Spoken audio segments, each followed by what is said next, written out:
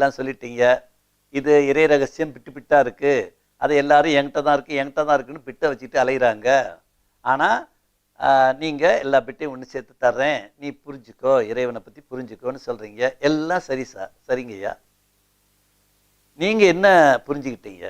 Governor ஐயாவின் அற்புதமான உரைகளை தொடர்ந்து கேட்க கவர்னர் கர்ஜனை அபிஷியல் என்ற புதிய சேனலை இப்பொழுதே சப்ஸ்கிரைப் செய்து கொள்ளுங்கள். கூடவே பெல் பட்டனையும் கிளிக் பண்ணுங்க அப்படின்னு ஒரு கேள்வி வரும். எல்லாத்தையும் அலைஞ்சு பார்த்துட்டு கடைசியாக ஒருத்த போனேன். அதுதான் தமிழ் நெறி, சிவநெறி, சைவ சித்தாந்தம், சித்தாந்த சைவம், அப்புறம் வள்ளலாருடைய சன்மார்க்கம். இந்த ரெண்டைக்குள்ள நுழைஞ்சு பார்த்த உடனே ஒரு அதிசயம் ஐயா கண்டுபிடிச்சேன். என்ன அதிசயம்னா, இத்தனை பிட்டையும் ஒன்று சேர்த்தா முழு படமாகவே வச்சிருக்கான்.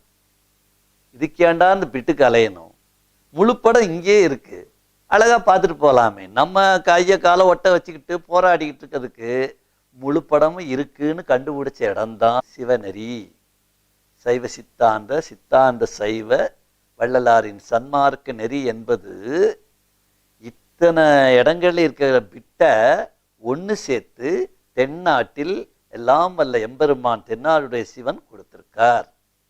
அதை கண்டுபிடிச்சு. புரிஞ்சிட்டீங்களா? அப்ப ஏன் திருச்சிற்றம்பலம்னு ஆரம்பிக்கிறேன்னு கேட்டீங்கன்னா, அந்த திருச்சிற்றம்பலம்ன்ற சிதம்பரத்துல தான் முஸ்லீம்கள் அருவமா வணங்கணும், உருவமா வணங்கினா வெட்டு அப்படின்னு சொல்றாங்க. அங்க அருவ வணக்கத்தை வச்சார். சிதம்பர ரகசியம் வெட்ட வெளியா இருக்கும், சுத்த வெளி. புரியுதுங்களா? சரி. அரு உருவம்னு ஒண்ணு உண்டு. உருவம்னு சேராது, அருவம்னு சேராது. இப்ப சிலுவை நீட்டினீங்கன்னா அது ஒரு உருவம். ஆனா அந்த உருவம் அதை வணங்குறது இல்லை, அது ஒரு தத்துவத்தை சொல்லுது, இயேசுநாதருடைய தத்துவத்தை சொல்லுது. சிவலிங்கத்தை வச்சாங்க. அது உருவமும் அல்ல, அருவமும் அல்ல, ஒரு இயக்கம். இந்த இயக்கம் இப்படி இயங்குதுன்னு சொல்லி அரு உருவம் வச்சாங்க. அதுவும் சிதம்பரத்துல ஸ்படிக லிங்கம் இருக்கும். மூணாவது உருவம். உருவத்துக்கு நம்ம நடராஜ பெருமான் தாண்டவம் ஆடிக்கிட்டு இருப்பார். அப்ப சிதம்பரத்தில் மட்டும்தான் அருவமும் உண்டு, அரு உருவம் உண்டு, உருவமும் உண்டு. இந்த அரு உருவம், உருவம், அதுல இருந்து வர்றதுதான் கரு. அரு, அரு உரு, உரு கரு. உன் கருவை வடிவமைக்கிறது இந்த மூணு சிஸ்டம் தான். அருவம், அரு உருவம், உருவம். இந்த மூணு சிஸ்டமும் சேர்ந்து உன் கருவை வடிவமைக்கும். அரு என்ற இடத்துல உங்களுடைய சுத்த வெளியாகிய ஆன்மா இருக்கிறது. அரு உருவம்ன்ற இடத்துல சிவசக்தி கலப்பாகிய சூரிய சந்திர விளையாட்டு இருக்கிறது. இடதுகண் வலதுகண் விளையாட்டு, இடது நாடி வலது நாடி ஒன்று சேரும் விளையாட்டு. இந்த விளையாட்டு நடக்குது. இது அரு உருவம். உருவமாக கண்ணு, காது, மூக்கு, கை, காலு, உனக்கு ஒரு வடிவம் இருக்கு. அப்ப இத்தனையும் அழகா வடிவமைக்கிறது இந்த மூன்று தத்துவம். இந்த மூன்று தத்துவம் உலகத்துல எங்கேயாவது ஒண்ணுங்க, எந்த கோயிலையாவது மூணு தத்துவம் இருக்கு? கிடையாது. ஒரே இடம் தமிழ்நாடு. அதுதான் நாசாக்காரங்க ஆராய்ச்சி பண்ணி கண்டுபிடிச்சதா சொல்லுவாங்க. மேல கைலாயமும் கீழே சிதம்பரமும் 72 பாகையில நேர்கோட்டில் இருக்கும். அங்க எப்ப சூரியன் உதிக்குதோ அந்த நேரத்துல தான் சிதம்பரத்துல சூரியன் உதிக்கும். இந்த 23 டிகிரியில சுத்துதே பூமி, இதுக்கு ஆக்சிஸ் எங்க இருக்குன்னு தேடினானுங்களாம். தேடினா இந்தியாவில தான் தெரிஞ்சிருக்கு. இந்தியாவில் எங்கன்னா தமிழ்நாட்டில், தமிழ்நாட்டில் தானே சிதம்பரத்தில். அது சிதம்பரத்தில் எங்க இருக்குன்னு பார்த்தா தூக்கிய திருவடியின் பெருவிரல் நுனியில தான் அந்த அச்சு ஓடுது என்று நாசா கண்டு வியந்ததாக ஒரு கருத்து சொல்லுவார்கள். ஒரு சப்ஜெக்ட் வந்தது. புரியுதுங்களா? அப்ப இந்த ரகசியம், மொத்த ரகசியமும் இறைவனுடைய பிட்டு பிட்டு படமெல்லாம் ஒன்னா கிடைக்கிற இடம் எங்கன்னு கேட்டீங்கன்னா தமிழர்களின் சிவநெறி.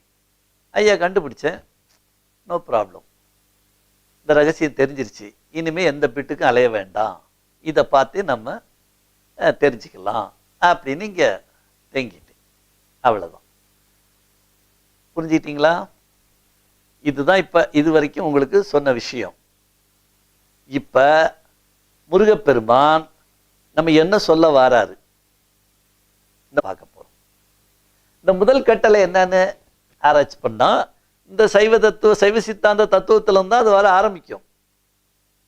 நிலம், நீர், நெருப்பு, காற்று, ஆகாயம், 5 பூதங்கள், 5 விரல் கை காலில். சரிங்களா? சரி, 5 பூதங்களுக்கும் 5 மெட்டல் இருக்கு. நிலத்துக்கு இரும்பு, சரியா? நீர் இருக்கு பாருங்க, செம்பு. ஆனால் செம்பு குடிநீர் குடிங்க, செம்புல தண்ணி வச்சு குடிங்க. நம்ம நாட்டில் செம்பு பாத்திரத்தில் தான் சமைப்பாங்க, செம்பு பாத்திரத்தில் சாப்பிடுவாங்க. இதெல்லாம் ஏன்னு கேட்டிங்கன்னா, அந்த நீரோட மெட்டல் அது. நிலத்தோட மெட்டல் இரும்பு, நீரோட மெட்டல் செம்பு, நெருப்போட மெட்டல் தங்கம், காற்றோட மெட்டல் வெள்ளி. சரியா? கடைசி ஆகாயம் இருக்கே, அதோட மெட்டல் பாதரசம், மெர்க்குரி. ஆனால் சூரியனுக்கு அடுத்து மெர்க்குரி இருப்பார், புதன். அவர் தான் புத்தி, அவர் தான் கடைசி மெட்டல், காஸ்ட்லி மெட்டல் அவர் தான். அவற்றிலிருந்து தான் இத்தனையும் பரிமாணம். தங்கத்தில் போய் பாதரசத்தை தேய்ச்சிங்கன்னா தங்கம் ஒளி மாறிடும். என் பையன் ஒரு தடவை அப்படி பண்ணான். அவங்க ஒரு அத்தையோட கொஞ்சம் பக்குவ குறைவான அத்தை, அது கச்சப்பச்சன்னு வாங்க வாங்க உங்க வளையலை வேற மாதிரி மாறி காமிறேன்னு சொல்லி லேசா பாதரசத்தை தேய்ச்சி விட்டோன்னு பூரா கலர் மாறிடுச்சு. அப்புறம் திரும்பவும் அதை கலரை மாற்றி கொடுக்கறதுக்கு அவன் ட்ரை பண்ணான். அது மாதிரி புரியுதுங்களா? 5 பூதம், 5 மெட்டல். இரும்பு, அடுத்தது இரும்புக்கு அடுத்து வர்றது செம்பு, நீர், 3வது தங்கம், நெருப்பு, 4வது வெள்ளி, வாயு, 5வது பூதம் பாதரசம், ஆகாயம். சரி, இந்த 5க்கு 5 கிரகங்கள் உண்டு. இந்த நிலம் இருக்கே, பூமிக்கு இரும்பு, அதுக்கு சொந்தமானவர் சனி. அப்போ நம்ம சனி கண்ட்ரோலில் தான் வாழ்கிறோம். ஏன்னா அவர் தான் உங்களை புண்ணிய பாவத்தெல்லாம் கணக்கு பண்ணி கால பைரவராக இருந்து ஆட்டு வைக்கிறவர் சனி. நிலத்தின் நாயகன் சனி தான். அவர் இரும்பு, அவர் கையில். 2வது நீர் இருக்கு பாருங்க, செம்பு, அவர் தான் முருக கடவுள் செவ்வாய். சரிங்களா? இப்போ ரத்தம் சிவப்பா ஓடும், ஏன்னா நீரின் ஓட்டம். 3வது நெருப்பு இருக்கு பாருங்க, அந்த நெருப்பு தான் பிரகஸ்பதி என்று சொல்லக்கூடிய வியாழ பகவான்.